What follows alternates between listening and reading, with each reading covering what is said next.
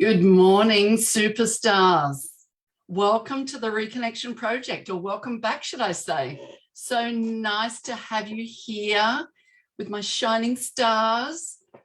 I want to say to you right here and now, you are amazing. You are the best thing that has happened in this lifetime, and I love you. Isn't it so nice to feel that sense of love? It just gives you that sense of peace, brings you back to keeping it real. It's a very vulnerable position to put yourself in, to say, I love you, unless it's somebody like your partner or your child or family. When you can actually start saying, I love you to other people, just because you can, that's pretty cool. And I know I can say it now with conviction, and it's not fake by any means. Words to me are just so important. It's the meaning behind words, because words can just be words, can just be lip service, but it's the meaning behind the words, the energy that you give it, and what you believe that word stands for. For some, it's stronger than others, different words. Some it doesn't mean. And that's why some people struggle with understanding a response from somebody else. They felt they've overreacted to something because that word or what you've used to that person has had meaning, and you triggered them. It's not always a bad thing. As long as your intentions are being kind, it's not a bad thing. So I guess today we were going to talk about words and minding our language and letting go of the should haves. So that's what I want to touch on, because it's probably one of the biggest, I believe, that we use the word I should rather than I will, or I can, or I am.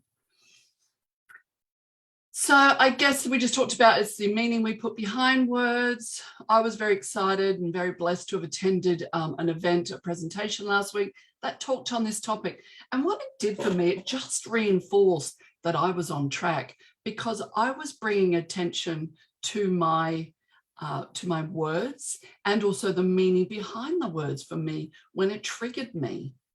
Okay, so it was really cool. I thought, yep, I'm on track. This feels great. Thank the presenter, because every time somebody brings something to you and it gives you that trigger, there's a gift in that. You know, it's triggered you for a reason. It's given rise to something. But so just have a look for that gift in what that's triggered, why that's triggered you. If we jump to defense or get resentful or cranky, there's more to it. It's not what the person has said, I can assure you. So I've been practicing this art of awareness around words for years now.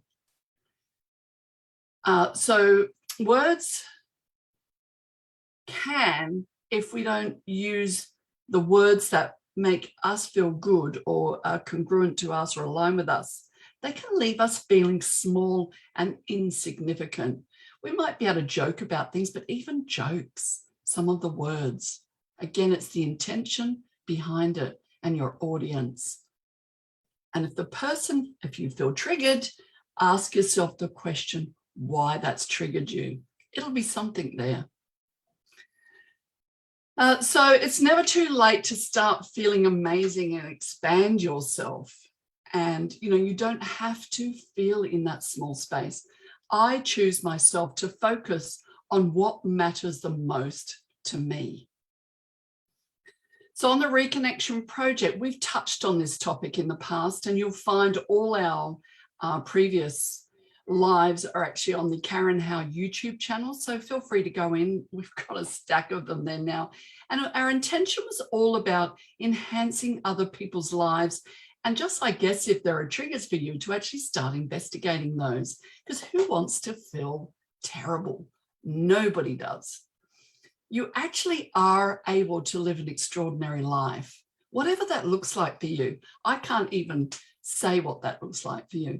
For me, it's giving me time to do this, to help others, to work with Fun Farm, to do what I love doing, to working from home, to walking out the back in my jungle out there and just being amongst nature, to having being social and meeting new people. It's what matters the most to you. If ask yourself the question, what's important to you? So for me to get to where I am now, I actually started journaling and wrote a book, Reclaim Your Life, because that's exactly what I was doing. I was reclaiming my life, getting my life back. What did it look like for me? Literally wiping the slate clean and recreating who Karen Howe is. It was pretty exciting. My book's out there globally now online. So there's my little plug for my book, Reclaim Your Life. It's certainly created some really good stories in there and habit stacking. So if you haven't read it yet, get a copy of it. It's on the ebook. It's in the library in the Redlands. So it all started for me with creating new habits in my life because the old habits weren't serving me well. Those things that are serving you well, keep going. Okay, so it's creating new habits that are going to serve you better, stacking them as you nail them, like brushing your teeth, changing your undies, showering, whatever it is that you just naturally do. Okay, so I referred to it in my book as habit stacking. And it's starting to minding your language and these shoulds, right? So I think back as a child, I guess where things started, and nobody's to blame for this. We've all been guilty of this, and I will have done it to my children. And now I'm aware, so I've got no reason to do it anymore. So I'm accountable more so now. But it actually is things like, don't follow your head, follow your head, don't follow your heart and your gut. That's going to get you into trouble. Stop dreaming, start really living. It's a waste of time. You're wasting your time. Don't reach for the stars. You're going to get disappointed every time. Don't stick your neck out too far because your head will be chopped off. People don't like show-offs, Karen. That's what I heard over and over and over. So meanwhile, I just shrunk myself. I wanted to hide. I already stood out because I had red hair and a bunch of freckles, which I'm now very proud of. And, I've had people say to me, if I had a redhead child, I would actually change its color of its hair. Really hurtful things that can be said. But and I wasn't resilient, I couldn't stand in that space to go, good for you. That's how you feel. But I was really in a very vulnerable place then. I allow myself to be vulnerable now, but I'm resilient now that I can go, wow, I'm just so proud of my red hair and every freckle on my body I love. My sun kisses. So getting back to not this, not that, parents would say, you should do this, you should do that. And not just parents, authoritarians, should do this, should do that, say this, say that. Be this, be that, do this, do that, blah, blah, blah, blah, blah. Man, oh man, too many rules. It's going on right now. Too many rules, too much control. So getting back to removing the should haves. Stop shoulding all over yourself. It's a wonderful phrase that put into practice, if you remove the shoulds, can actually release negativity and stress. Here are some examples, and I've been doing it myself, of what people naturally think they should do. I should clean the house today. I should send my friend a card or a gift. I should take out the trash. I should work harder. I should be a better person. And so on and so on. So how do you correct these statements and thoughts? They need to be done. So, we need to be able to correct these. But how do we do it, right? So giving up the should haves, learning how to reframe. Yes, it's actually retraining our brain. You would no doubt hear this on many books you've read or audios. They are all telling the truth. This is where it's at. And it is so exciting. It's about learning how to reframe all the necessary tasks into a desire. Oh, baby, what is it you desire? So here are some examples how you can reframe those thoughts and statements into one with less resistance, okay? Now, this is commitment and it takes practice because remember, we're preconditioned from our childhood. We've heard all this crap. We've taken it all on board. We've added meaning to it. And then, you know, when we hear it again, oh yeah, I know that. Yep, that's what I believe. But it's not true. And then we respond to whatever's going on out there from the authoritarians. The people think they've got our best interests at heart, what we should do, that we go, yes, we should do that, because that is what aligns with me. That's what I say and do. So yes, it's not true. Let's just change that. First one, I should clean the house today. I want to have a clean house because I feel better when it is less cluttered. Whew. How does that feel? Isn't that much better? I'll say it again. I want to have a clean house because I feel better when it is less cluttered. Yeah, baby, bring it on. Second one, I should send my friend a card or a gift. I desire to send my friend a card because I miss her or him and want them to know I've been thinking about them. Woo! Hallelujah, girlfriend. Yeah, baby. I've been thinking about them, so I'm going to send them a card because I can. What's the next one? I should take out the trash. I do that, but I don't think of it that way. I like to take out the trash so that I can have a sanitized home. I don't want to live in rubbish all around me. So I take out the trash so I can have a sanitized home.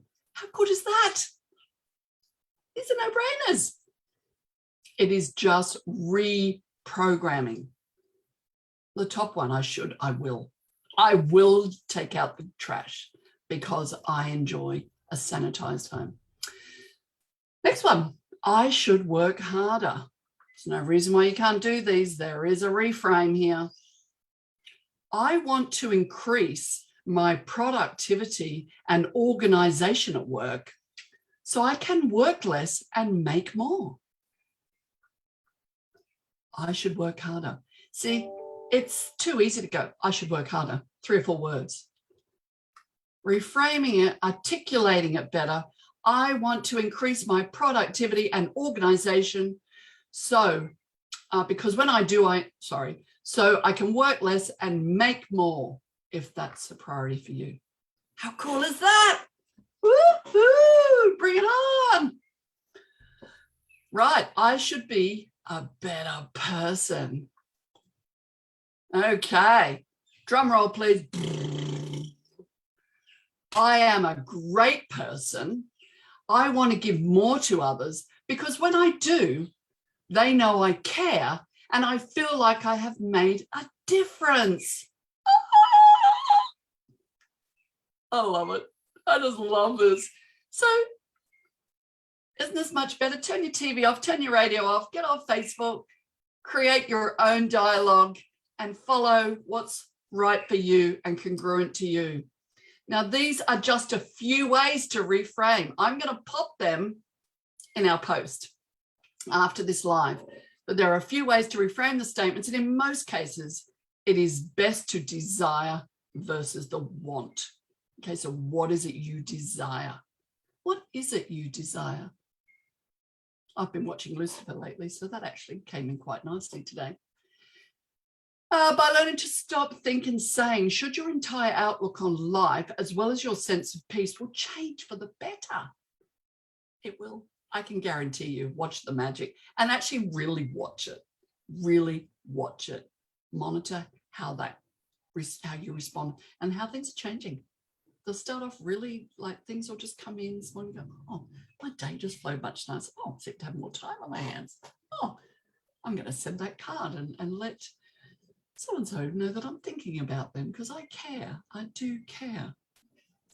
So by learning to stop and think and saying, should your entire outlook on life as well as your sense of peace will change for the better, let's have a national should give up day. Now, I stole this from Google, that piece, and maybe we could make it every day. So just bring our attention when we go to say, I should, you go, oh, no, I don't say that anymore. Let's reframe it. Don't beat yourself up. Just reframe it. It's a great place to start of ridding yourself of the shoulds, forever. Remember, we are conditioned with these words. So this is a lot of years. For some it's worse than others, depending on how old you are, how long you've been saying this, at what point you're going to make the change. If you're in your teens, woohoo, you're just going to blitz this. If you're in your 50s like me, takes a bit longer. And again, don't beat yourself up. Just allow it go. Yep, catch myself doing it. What would I normally say if I reframe that? So yeah, this is all from childhood, upbringing, current life situation. May take more time for some than others. Here are some great techniques that will help you never should on yourself again. Write down, and this is where I started with my journaling too, every time you say the word, that word that starts with S, and then write down the reframe of how you would prefer to say it. There is a lot of power in writing. I know when I wrote my book, it truly did give me back so much power. And writing by hand, but if you can't, type it, however, but just reframe it, and can quicken the process of ridding the negative words from your life. So there'll be others, like I can't, I wish for what? Keep wish for wish upon a star and just say I am with conviction. You know, where you say I am going to do, take, you know, going to do something when? How long's a piece of string? It's right out there, going. I am going to do, what about I am doing that thing? And you know what, be prepared for some negotiation along the way. That's what I said, don't beat yourself up, negotiate. You will get so good at this. I would never have been in front of the camera having this conversation with you if I didn't start this at some point, because I believe now those words have so much power. Counter your should with a desire and what you desire. Instantly, the second you should on yourself, reword it in your mind. Tell others what you are trying to do and why, and ask if they can help you. So many times we're unaware of when we say the word. So you could just have your partner go, you said should, just saying. You know, obviously we don't want to harass, but or go, told you so. So having the extra assistance can be quite helpful because, yes, sometimes we're not aware. It is bringing the awareness, though. Once you bring awareness into your life more and more, and you're aware of your responses, your actions, your decisions, because at all decisions you're accountable for. Any decision you make out there in the world, you're accountable. Good, bad, or indifferent. It's you. It's all on you. You can't blame anybody else.